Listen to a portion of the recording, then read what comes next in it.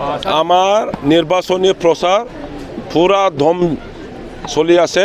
আজি আহি চিৰাং দুৱাৰত আমি সোমাইছোঁ। শান্তিপুৰত আছোঁ আমি আৰু শান্তিপুৰত চাওক হাজাৰ একদম উত্তৰ জংঘলৰ পৰা একদম দক্ষিণে ভৈয়ামলৈকে চবে দলে বলে ওলাই আহিছে। নেপালী, আদিবাসী, ৰাজবংশী, সূত্ৰধৰ, বড়ো, বিহাৰী, বঙালী সব জাতি গোষ্ঠী দলে বলে ওলাই আহিছে। সবে কৈছে এইবাৰ বেলেগ প্ৰাৰ্থী নাই, ট্ৰেক্টৰ নাই, সব নাঙ্গল। কিন্তু স্যার চন্দন বর্মা ইউপিএল যোগদান কৰিব বলে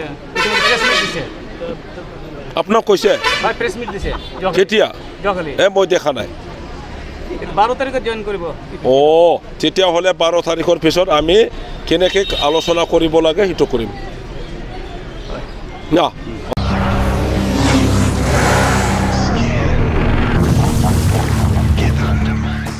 गोजोनथाव खौरां सेरफांगुरि बाजाज श'रुमा बाजाज बाइक सालायनानै मोजां मोनग्रा रायजो राजाफोरनि थाखाय गोजोनथाव खौरां लानानै फैदों। सेरफांगुरि बाजाज श'रुमा ईद एन्ड बिहु दामाका अफार होगासिनो दं। क'क्राझार जिल्ला सेरफांगुरियाव थानाय फुंखा इन्टारप्राइज बाजाज श'रुमा 22 मार्चनिफ्राय 30 एप्रिलसिम ईद एन्ड बिहु दामाका अफार आरो एक्सचेन्जनि खाबुफोर होगासिनो दं।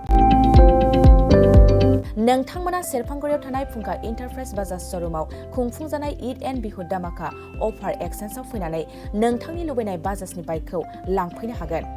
बाजाजनि बाइक सालायनो मोजां मोनग्रा रायजो राजाफोरनि थाखाय फुंखा इन्टारप्राइज बाजाज श'रुमा लोगोसे मोजां अफारबो लानानै फैदों।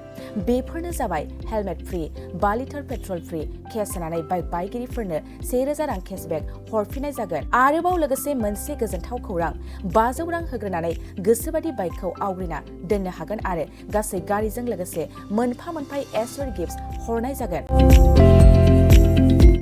फुंखा इन्टारप्राइज बाजाज श'रुमा 7999 रां बेसेनावनो डाउन पेमेन्ट होनानै बाइक लानो हागोन आरो जायखिजाया बाइकखौनो एक्सचेन्ज खालामनायनि खाबु लानानै फैदों।